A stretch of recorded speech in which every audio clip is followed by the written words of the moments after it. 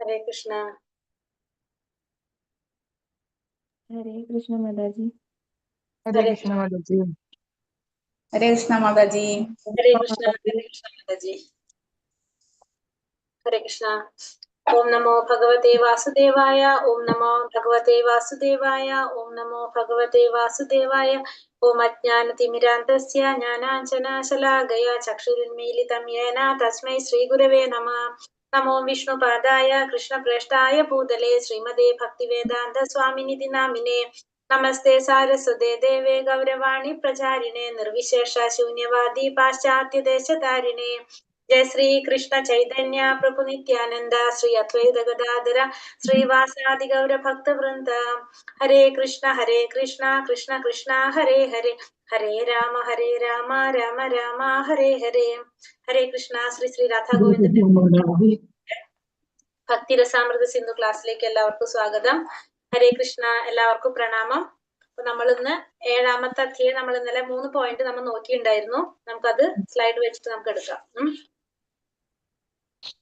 ഇന്ന് 8 മണിയാവുമ്പോ എനിക്ക് ലീവ് ചെയ്യണം. വേറൊരു ക്ലാസ് ഒന്ന് പുതിയത് സ്റ്റാർട്ട് ചെയ്യണം. അപ്പൊ അതിന്റെ ജസ്റ്റ് ഓറിയന്റേഷൻ ഉണ്ടായിരുന്നു. നിങ്ങൾ ഇതിൽ പിന്നെ ക്വസ്റ്റ്യൻ കിട്ടിയിട്ടുണ്ടല്ലോ അല്ലെ? നമുക്ക് ബാക്കിയുള്ളതും കൂടിയിട്ട് ഡിസ്കസ് ചെയ്തോളൂ. സമയം അരമണിക്കൂറും കൂടി ഇല്ലേ നമ്മുടെ ക്ലാസ്സിന്റെ ടൈം? അപ്പൊ ക്വസ്റ്റ്യൻസ് വന്നിട്ടില്ലേ? മാതാജി. അപ്പൊ നമുക്ക് അത് ചെയ്യാം.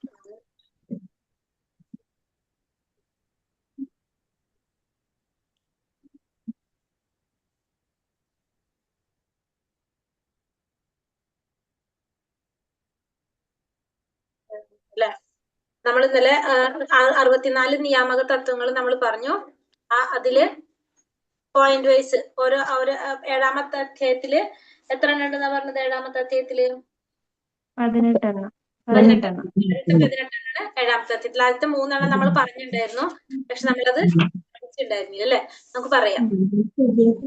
ഒന്നുകൂടി റിവൈസ് ചെയ്യാൻ ചെയ്യലോ. അധ്യായം 7 ഭക്തി തത്വങ്ങളെ സംബന്ധിച്ച തെളിവുകൾ. 7ാമത്തെ അധ്യായം. അപ്പൊ 1ാമത്തെ പോയിന്റ് ഒരു യഥാർത്ഥ ആത്മീയ ഗുരുവിന്റെ ആശ്രയം സ്വീകരിക്കൽ. ഒന്നാമത്തെ എന്താണ്?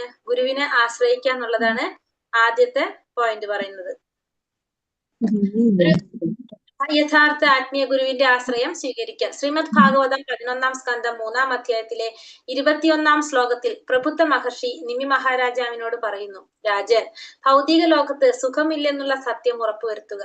കഷ്ടപ്പാടുകൾ നിറഞ്ഞ അവസ്ഥ മാത്രമുള്ള ഈ ഭൗതിക ലോകത്ത് സുഖമുണ്ടെന്ന് ചിന്തിക്കുന്നത് തന്നെ തെറ്റ്.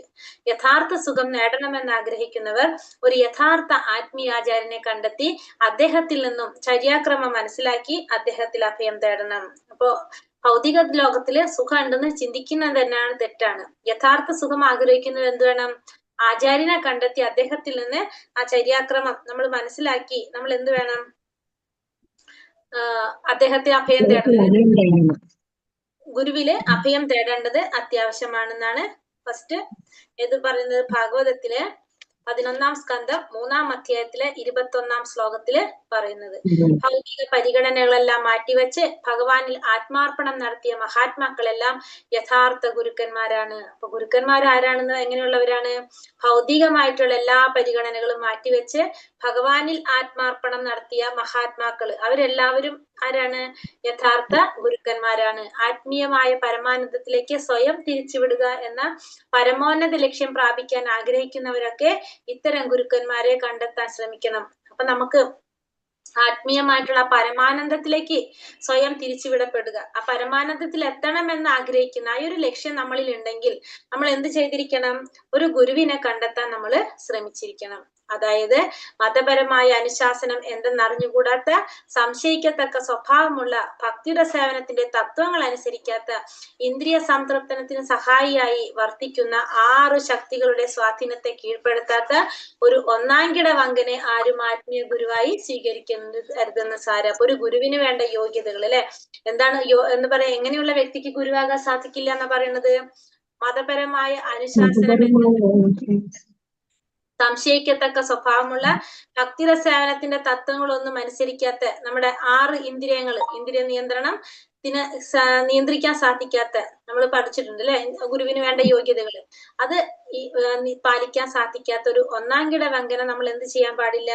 ഗുരുവായിട്ട് സ്വീകരിക്കാനായിട്ട് പാടില്ല എന്നാണ് പറയുന്നത്. ഇനി രണ്ടാമത്തെ പോയിന്റ്.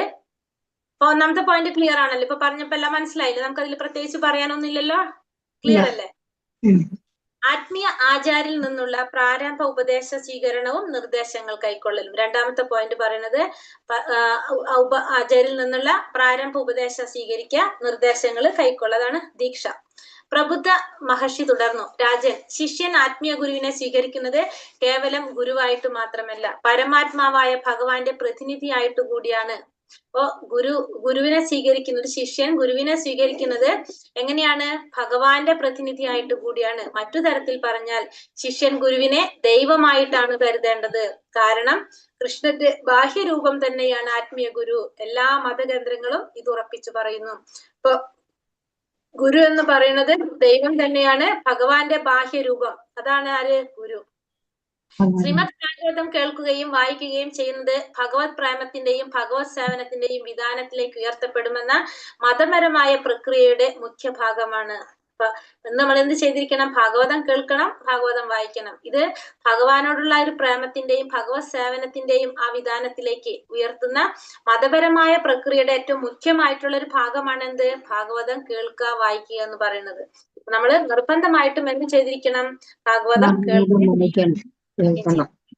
ഇത്രയാണ് നമ്മുടെ രണ്ടാമത്തെ പോയിന്റിൽ പറയുന്നത്. ഈ മൂന്നാമത്തെ പോയിന്റ് എന്താ പറയുന്നത്? ഭക്തി വിശ്വാസങ്ങളോടെയുള്ള ആചാര്യ സേവ. മൂന്നാമത്തത് ഭഗവാൻ ഗുരുവിനെ സേവ ചെയ്യുന്നതിനെ കുറിച്ച്. ആചാര്യന്റെ പ്രാരംഭ ഉപദേശകത്തെ സംബന്ധിച്ച് ശ്രീമദ് ഭാഗവതത്തിൽ 11-ാം സ്കന്ധം 7-ാം അധ്യായം 27-ൽ ശ്രീകൃഷ്ണൻ പറയുന്നു, ഉദ്ധവരെ, ആത്മീയ ഗുരുവിനെ എന്റെ പ്രതിനിധിയായിട്ടല്ല ഞാനായിട്ട് തന്നെ വേണം സ്വീകരിക്കാൻ. ഇപ്പൊ എന്താ പറയുന്നത്? ഒരു ആത്മീയ ഗുരുവിനെ സ്വീകരിക്കേണ്ടത് എന്റെ പ്രതിനിധിയായിട്ടല്ല കാണേണ്ടത്, എങ്ങനെയാണ്? ഞാനായിട്ട് വേണം സ്വീകരിക്കാൻ. അപ്പൊ ഭഗവാന്റെ പ്രതിനിധിയല്ല ഗുരു എന്ന് പറയുന്നത്, ഭഗവാൻ തന്നെയാണ് ഗുരു എന്നാണ് ആര് പറയുന്നത്?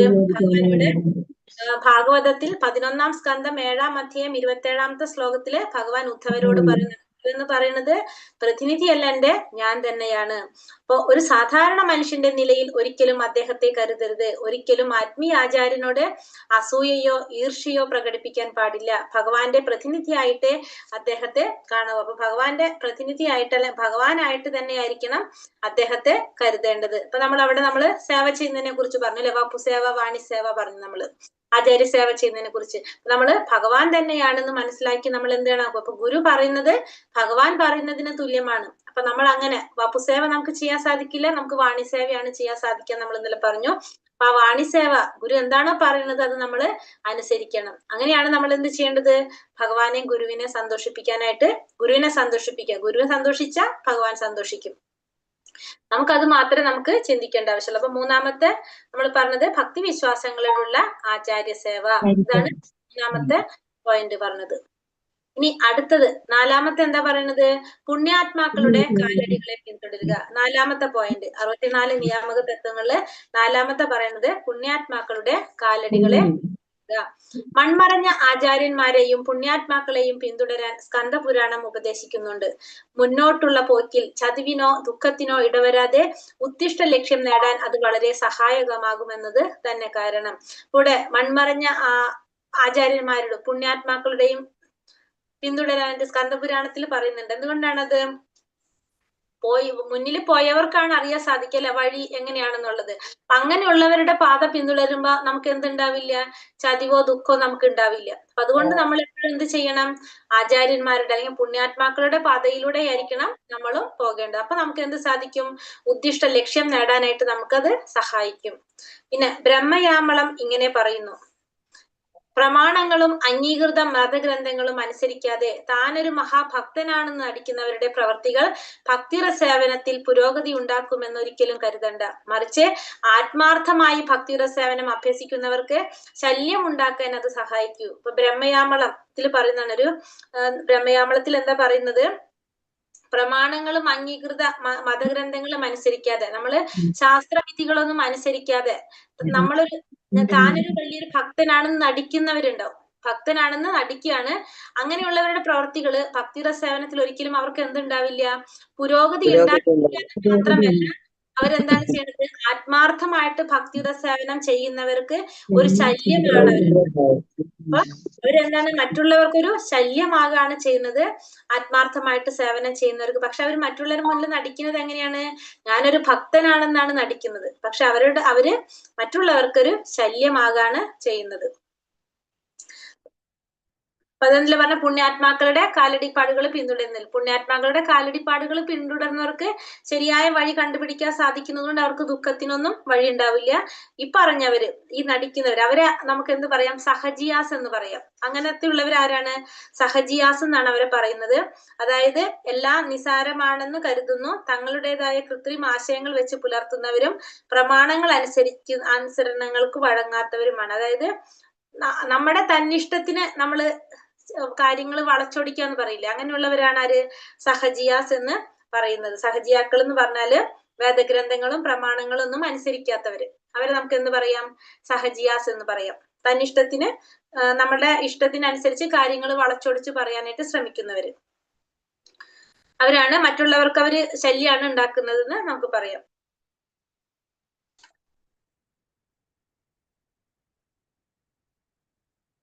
അതിനെന്തിലൊരു ഉദാഹരണം നമുക്ക്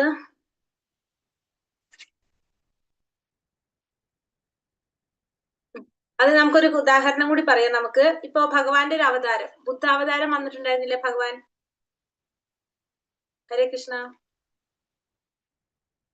കേൾക്കുന്നില്ലേ? ബുദ്ധന്റെ അവതാരം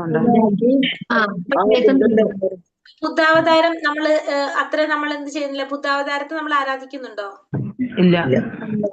എന്തുകൊണ്ടാണ്? ഭഗവാൻ ബുദ്ധനായിട്ട് അവതരിച്ച് ശാസ്ത്രത്തെ എതിർക്കാണ് ചെയ്തത്, അല്ലെ? നിരാകരിക്കുകയല്ലേ ചെയ്തത്? ശാസ്ത്രത്തെ എതിർക്കാണ് ചെയ്തത്, അല്ലെ? ശരിക്കും അദ്ദേഹം ചെയ്തത് വേറൊരു ലക്ഷ്യമായിരുന്നു, ലീല, ഭഗവാന്റെ ലീലയാണ്. പക്ഷെ എന്നിരുന്നാലും എന്താണ് ചെയ്ത് കാണിച്ചത് അദ്ദേഹം? അതിനെ എതിർക്കാണ് ചെയ്തത്. അതുകൊണ്ട് നമ്മൾ എന്ത് അംഗീകരിക്കുന്നില്ല? ഭഗവാന്റെ ബുദ്ധ അവതാരം നമ്മള് ആരാധനയ്ക്ക് ആരാധിക്കുന്നില്ല നമ്മൾ, അല്ലെ? അപ്പൊ അതാണ് നമ്മളോട് പറയേണ്ടത്. കാരണം ശാസ്ത്രങ്ങളെ എതിർക്കുന്നവര്, സഹജിയാസ് എന്ന് പറഞ്ഞ ശാസ്ത്രങ്ങളും വേദഗ്രന്ഥങ്ങളും എതിർക്കുന്നവര് നമ്മൾ എന്ത് ചെയ്യണത്? അത് ശരിയല്ല എന്നുള്ളത് തന്നെയാണ് പറയുന്നത്. അപ്പൊ അതിന് ഭഗവാൻ ബുദ്ധനായിട്ട് അവതരിച്ചപ്പോഴും അങ്ങനെ വന്നപ്പോ നമ്മൾ എന്ത് ചെയ്ത? ബുദ്ധന്റെ അവതാരത്തിന് ചെയ്യാതെ ബുദ്ധമത തത്വങ്ങളിൽ നിന്ന് ഉദാഹരണം പറയാൻ കഴിയുന്നത്, ഭഗവാൻ ബുദ്ധൻ ഉന്നതനായ ഒരു ക്ഷത്രിയ കുലത്തിലാണ് ജനിച്ചത്. എന്നാൽ അദ്ദേഹത്തിന്റെ വെളിപാടുകൾക്ക് വൈദിക നിഗമനവുമായിട്ട് ബന്ധമില്ലാത്തിരുന്നത് കൊണ്ട് നിരാകരിക്കപ്പെട്ടു. അതിനെ നമ്മൾ നിരാകരിച്ചു എന്ന് തന്നെയാണ് അടുത്ത് ഇവിടെ പറയുന്നത്. അത് പറഞ്ഞതാണെങ്കിൽ ഇനി അടുത്തത് എന്താ പറയുന്നത്? ഈ അടുത്ത പോയിന്റ്, കൃഷ്ണന്റെ സംതൃപ്തിക്ക് വേണ്ടി ഭൗതികമായതൊക്കെ ഉപേക്ഷിക്കുക, ഭൗതികമായ ഇന്ദ്രിയ സുഖാനുഭൂതികൾ ഉപേക്ഷിച്ച് ഭക്തിയുടെ സേവനത്തിന്റെ തത്വങ്ങൾ സ്വീകരിക്കുന്നവർക്കായി വിഷ്ണു ലോകത്തിലെ ഐശ്വര്യ സമൃദ്ധികൾ കാത്തിരിക്കുകയാണെന്ന് പത്മപുരാണം പറയുന്നു. അപ്പൊ ഇവിടെ എന്താ പറഞ്ഞു വരുന്നത്? ഭൗതികമായ ഇന്ദ്രിയ സുഖാനുഭൂതികളെല്ലാം ഉപേക്ഷിച്ച് ഭക്തിയുടെ സേവനത്തിന്റെ തത്വങ്ങൾ സ്വീകരിക്കുന്നവർക്കായിട്ട് എന്താണ്? ഭഗവാന്റെ ലോകത്തില്, വൈകുണ്ഠ ലോകത്തില് ഐശ്വര്യ സമൃദ്ധികളെല്ലാം കാത്തിരിക്കുകയാണെന്ന് പത്മപുരാണത്തില് പറയുന്നുണ്ട്. പിന്നെ വന്നിട്ട് പുണ്യഭൂമിയിലെ വാസം ഏതാണ്?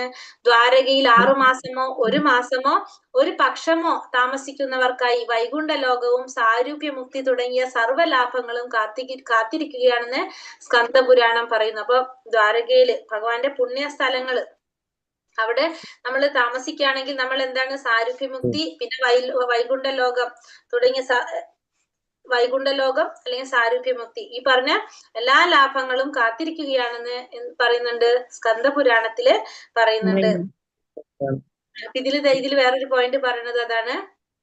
ഒരു പോയിന്റ് കൂടി പറയാ. സർവാധിഷ്ഠിയായി ബ്രഹ്മപുരാണത്തിൽ പറയുന്നത് പുരുഷോത്തമ ക്ഷേത്രത്തിന്റെ, അതായത് 18 ചതുരശ്ര മൈൽ വിസ്താരമുള്ള ഭഗവാൻ ജഗന്നാഥന്റെ ക്ഷേത്രം സർവാധിഷ്ഠിയായ പ്രാധാന്യം ശരിക്ക് വർണ്ണിക്കാനാവില്ല. ഉപരിലോകത്ത് നിന്ന് ദേവന്മാർക്ക് പോലും ജഗന്നാഥ് പുരിയിലെ ആളുകളെ വൈകുണ്ഠനാഥന്റെ അതേ രൂപത്തിൽ കാണാൻ കഴിയും. അതായത് ജഗന്നാഥ് പുരിയിലെ ആളുകളെ ദേവന്മാർക്ക് കാണുന്നത് ചതുർബാഹുവായ വൈകുണ്ഠന്റെ രൂപത്തിലാണ്. ഞാൻ നമ്മുടെ ക്ലാസ്സിലല്ലേ പറഞ്ഞത് അതിനെ കുറിച്ച്? അല്ല അല്ലെ? അതെല്ല, അപ്പൊ നമ്മളിവിടെയാണല്ലേ പറഞ്ഞത്? അപ്പൊ ഇവിടെ എന്താ അതൊന്ന് പറഞ്ഞത്, പറഞ്ഞേ. ജഗന്നാഥപുരിയിലെ ആളുകളെ വൈകുണ്ഠനാഥന്റെ അതേ രൂപത്തിലാണ് ദേവന്മാർക്ക് കാണാനായിട്ട് സാധിക്കുന്നത്. ചതുർബാഹുവായിട്ടുള്ള വൈകുണ്ഠന്റെ രൂപത്തിലാണ് കാണാനായിട്ട് സാധിക്കുന്നത്. അതായത് ഇവിടെ ജഗന്നാഥപുരിയില് താമസിക്കാൻ സാധിക്കാന്ന് പറഞ്ഞാൽ എന്താണത്, അതും ഭയങ്കര ഭാഗ്യമാണെന്നാണ് പറയുന്നത്. അപ്പൊ ഇവിടെ ദ്വാരകയില് ഒരു മാസോ 6 മാസോ ഒരു പക്ഷോ താമസിക്കുന്നവർക്കും എന്താണ് വൈകുണ്ഠ ലോകം സാരൂപ്യമുക്തി. സാരൂപ്യമുക്തി. പുണ്യ ഭൂമിയിലെ വാസം. നമുക്കിപ്പോ എന്താ ചെയ്യാ, വർഷത്തിൽ ഒരു പ്രാവശ്യമെങ്കിലും നമുക്ക് പോകാനായിട്ട് ശ്രമിക്കാം. ബാക്കി നമ്മൾ എന്ത് ചെയ്യണം, നമ്മുടെ വീട് എന്താക്കി മാറ്റണം, ദ്വാരക വൃന്ദാവനം പോലെ ആക്കി മാറ്റാം. നൈമിഷാരണ്യത്തിൽ ഋഷിമാർ സമ്മേളിച്ചപ്പോൾ സൂതഗോസ്വാമി ശ്രീമദ് ഭാഗവതം ചൊല്ലിക്കേൾപ്പിച്ച് ഗംഗാനദിയുടെ പ്രാധാന്യം വ്യക്തമാക്കി. ശ്രീകൃഷ്ണന്റെ പാതാരവിന്ദങ്ങളിൽ അർപ്പിക്കപ്പെട്ട തുളസിപ്പൂവിന്റെ ഗന്ധമാണ് ഗംഗാനദിയിലെ ജലത്തിന്.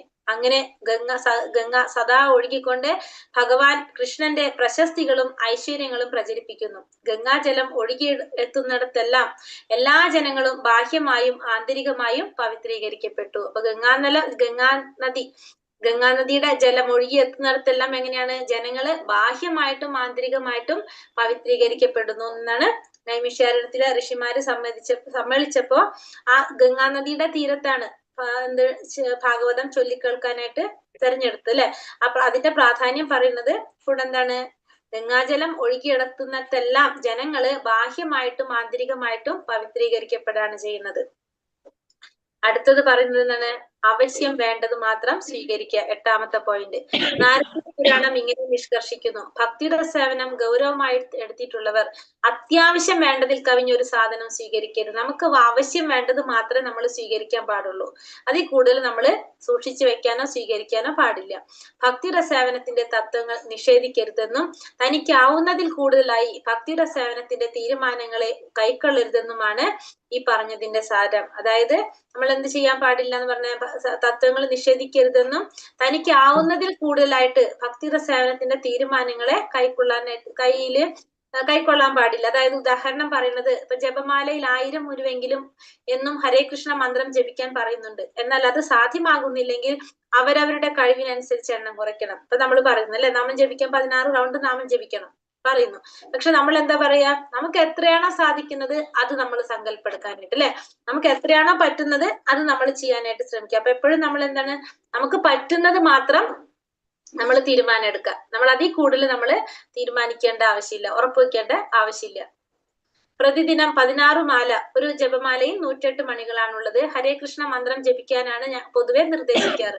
ഒരു ദിവസം അത് പൂർത്തിയാക്കാൻ കഴിഞ്ഞില്ലെങ്കിൽ പിറ്റേന്ന് ബാക്കി വന്നത് പൂർത്തിയാക്കണം. 16 എന്ന് ഒരിക്കൽ തീരുമാനമെടുത്താൽ ആ നിഷ്ഠ പാലിച്ചേ പറ്റൂ. ഓരോരുത്തരും അവരവരുടെ കഴിവിനനുസരിച്ച് ഇത്ര ഒരു ജപിക്കുമെന്ന് തീരുമാനമെടുക്കുക. 8 എങ്കിൽ 8, 10 എങ്കിൽ 10, 16 എങ്കിൽ 16. എടുത്ത തീരുമാനം നിർബന്ധമായി നടപ്പിലാക്കുക. അപ്പൊ നമ്മൾ എന്ത് ചെയ്യണം, നമ്മൾ എന്തെങ്കിലും ഒരു സംഖ്യ നമ്മൾ തീരുമാനിക്കുക, സങ്കല്പെടുക്കുക. നമ്മളിപ്പോ 2, 4, 6, 8, 10 എടുത്ത് അതിനുശേഷം കൂടുതൽ നമുക്ക് ചെയ്യാം. പക്ഷെ നമ്മൾ എന്ത് ചെയ്യാതിരിക്കും, കുറയ്ക്കാതിരിക്കും അല്ലെ. അപ്പൊ എങ്ങാനും നമുക്കത് ബാക്കി വന്നില്ല, പൂർത്തിയാക്കാൻ സാധിച്ചില്ലെങ്കിൽ എന്ത് വേണം, പിറ്റേ ദിവസം നമ്മളത് ബാക്കി പൂർത്തിയാക്കുകയും വേണം. അപ്പൊ നമ്മൾ ഒരു നിഷ്ഠ കൊണ്ടുവരാന്നുള്ളതാണ് അവിടെ ഉദ്ദേശിക്കുന്നത്. നമുക്ക് വേണ്ടത് മാത്രം, നമുക്ക് പറ്റുന്നത് മാത്രം നമ്മൾ ചെയ്യാനായിട്ട് ശ്രമിക്കുക, സ്വീകരിക്കുക. അടുത്തത് ഏകാദശി നാളിൽ ഉപവാസിക്കുക. 9ാമത്തെ പോയിന്റ്. ഏകാദശി നാളിൽ ഉപവാസം അനുഷ്ഠിക്കുന്നവർ എല്ലാ പാപങ്ങളിൽ നിന്നും മുക്തരായി ധാർമ്മിക ജീവിതത്തിൽ പുരോഗതി നേടുമെന്ന് ബ്രഹ്മവൈവർത്ത പുരാണം പറയുന്നു. ഇതിന്റെ അടിസ്ഥാന തത്വം വെറുതെ പട്ടിണി കിടക്കുക എന്നതല്ല, മറിച്ച് ഗോവിന്ദനിൽ അതായത് കൃഷ്ണനിൽ ഭക്തി വർദ്ധിപ്പിക്കുക എന്നതാണ്. ഇപ്പോ ഏകാദശി നാളിൽ ഉപവാസം അനുഷ്ഠിക്കുക എന്ന് പറഞ്ഞാല് അതെന്താ പറയുന്നത്, ധാർമ്മികമായ ജീവിതത്തില് എല്ലാ പാപങ്ങളിൽ നിന്നും മുക്തരായിട്ട് ധാർമ്മികമായ ജീവിതത്തിൽ പുരോഗതി നേടാൻ സാധിക്കുമെന്നാണ് ബ്രഹ്മവൈവർത്ത പുരാണം പറയുന്നത്. അപ്പൊ ഇതിന്റെ അർത്ഥം പട്ടിണി കിടക്കുക എന്നുള്ളതല്ല, എന്ത് വേണം, ഭഗവാനിൽ ഭക്തി വർദ്ധിപ്പിക്കുക എന്നുള്ളതാണ് ഇതുകൊണ്ട് അർത്ഥമാക്കുന്നത്. നാമജപം പോലുള്ള കർമ്മങ്ങളിലൂടെ പരമാവധി സമയം ഭഗവത് സേവനത്തിന് ഉപയോഗിക്കുകയും ചെയ്യാൻ വേണ്ടിയാണ് ഉപവാസ ദിവസം ചെയ്യാവുന്ന ഏറ്റവും നല്ല കാര്യം ഗോവിന്ദ സ്മരണവും തിരുനാമ ജപവും. അപ്പൊ നമ്മൾ ഏകാദശി ദിവസം നമുക്ക് ചെയ്യാൻ പറ്റുന്ന ഏറ്റവും നല്ല കാര്യം എന്താണ്, ഭഗവത് സ്മരണയും തിരുനാമ ജപവും. ഭഗവാനെ സ്മരിക്കുക എന്ന് പറഞ്ഞാൽ എന്ത് വേണം, ഭഗവത്ഗീത ഭാഗവതം പോലുള്ള ഗ്രന്ഥങ്ങൾ വായിക്കുക. അപ്പോൾ നമുക്ക് ഭഗവാനെ സ്മരിക്കാനായിട്ട് സാധിക്കുന്നു അല്ലെ, നാമം ജപിക്കുക. പിന്നെ ഇതാണ് ഏറ്റവും ചെയ്യാൻ പറ്റുന്ന ഏറ്റവും നല്ല കാര്യം എന്ന് പറയുന്നത്. 10ാമത്തെ പോയിന്റ് അശ്വത്ഥ പൂജ. അശ്വത്ഥം എന്ന് വെച്ചാൽ എന്താണ്? ആൽവൃക്ഷം അല്ലെ, അറിയാലിന്റെ പൂജ. ഭക്തന്മാർ തുളസി ചെടിക്കും നെല്ലി വൃക്ഷത്തിനും വെള്ളം ഒഴിക്കണമെന്ന് സ്കന്ദപുരാണം നിർദ്ദേശിക്കുന്നു. ഗോക്കളെയും ബ്രാഹ്മണരെയും പൂജിക്കണം. വൈഷ്ണവരെ പ്രണമിക്കുകയും അവരെ ധ്യാനിക്കുകയും ചെയ്യണം. ഇതെല്ലാം പൂർവ്വ പാപങ്ങളുടെ ശക്തി കുറയ്ക്കാൻ ഭക്തനെ സഹായിക്കും. അപ്പൊ നമ്മള് അശ്വത്ഥ പൂജ, അറിയാൽ വൃക്ഷത്തിനെ പൂജിക്കാം. ഭക്തന്മാർ തുളസി ചെടിക്കും നെല്ലി വൃക്ഷത്തിനൊക്കെ വെള്ളം ഒഴിക്കണമെന്ന് സ്കന്ദപുരാണത്തിൽ പറയുന്നുണ്ട്. പിന്നെ ഗോക്കളെയും ബ്രാഹ്മണന്മാരെയും സംരക്ഷിക്കണം, പൂജിക്കണം. വൈഷ്ണവരെ പ്രണമിക്കണം, അവരെ ധ്യാനിക്കുകയും വേണം. ഇതൊക്കെ നമ്മുടെ പൂർവ്വ പാപങ്ങളുടെ ശക്തി കുറയ്ക്കാനായിട്ട് ഒരു ഭക്തനെ സഹായിക്കുമെന്ന് എന്ത് പറയുന്നുണ്ട്? എന്തിലാ പറയുന്നത്? ശക്തി കുറയ്ക്കാൻ സഹായിക്കുമെന്ന് സ്കന്ദപുരാണത്തില് പറയുന്നതാണ് ഇതൊക്കെ. ഇത് ഇപ്പൊ എത്ര പോയിന്റ്? നമ്മുടെ 10 പോയിന്റ്. ഈ 10 വരെ എന്താണ് നമ്മള് ചെയ്യേണ്ടതായ കാര്യങ്ങളാണ് പറഞ്ഞത് അല്ലെ? ചെയ്യേണ്ടതായ കാര്യങ്ങളാണ് ഈ 10 വരെ നമ്മള് പറഞ്ഞത്. അങ്ങനെയല്ല നമ്മൾ പറഞ്ഞ ആദ്യത്തെ 10 ചെയ്യേണ്ടത്, പിന്നത്തെ 10 ചെയ്യാൻ പാടില്ലാത്ത, അങ്ങനെയല്ലേ നമ്മൾ പറഞ്ഞത്? ഹരേ കൃഷ്ണ. അതെ മാതാജി. വൈഷ്ണവന്റെ പൊതുവെയുള്ള പെരുമാറ്റ രീതി എന്തായിരിക്കണമെന്ന് ചൈതന്യ മഹാപ്രഭുവിനോട് അദ്ദേഹത്തിന്റെ ഒരു ഗൃഹസ്ഥ ശിഷ്യൻ ഒരിക്കൽ ചോദിച്ചു. ഭക്തിശൂന്യരുടെ സംസർഗം ഒഴിവാക്കണം. അപ്പൊ എന്താ പറഞ്ഞത്? ഭക്തിശൂന്യരുടെ സംസർഗം ഒഴിവാക്കണം. അപ്പൊ 11ാമത്തെ പോയിന്റ് എന്നാണ്? ഭക്തിശൂന്യരുടെ സംസർഗം ഒഴിവാക്കുക എന്നായിരുന്നു മറുപടി. തുടർന്ന് അദ്ദേഹം വിശദീകരിച്ചു. ഭക്തിശൂന്യരിൽ 2 തരക്കാരുണ്ട്. കൃഷ്ണന്റെ സർവേശ്വരത്വത്തെ എതിർക്കുന്നവരാണ് ഒരു വിഭാഗം, മറ്റേ വിഭാഗം തികഞ്ഞ ഭൗതികവാദികൾ. അപ്പൊ 2 കൂട്ടര്, ഒന്ന് ഭഗവാന്റെ ആ സർവേശ്വരത്വത്തെ എതിർക്കുന്നവര്, മറ്റേതോ ഭൗതികവാദികള്. അപ്പൊ 2 കൂട്ടരും, ഒന്ന് ഭൗതിക സുഖം അന്വേഷിക്കുന്നവരും, പിന്നെന്താണ് ഭഗവാന്റെ സർവാധീശത്വത്തെ എന്നും നിഷേധിക്കുന്ന ഭക്തിഹീനരുമായി സഹവാസിക്കുന്നതിനേക്കാൾ ഭേദം കാരാഗൃഹത്തിലോ ജ്വലിക്കുന്ന അഗ്നികുണ്ഡത്തിലോ കഴിയുകയാണെന്ന് കാർത്യായന സംഹിത പറയുന്നു. അപ്പൊ ഈ ഭഗവാന്റെ സർവാതിശയായിട്ടുള്ള ഭഗവാന്റെ അതിനെ നിഷേധിക്കുക, അങ്ങനെ ചെയ്യുന്ന ഭക്തിഹീനന്മാരായിട്ട് താമസിക്കുന്നതിനും ഭേദം നമുക്ക് എന്താണ്?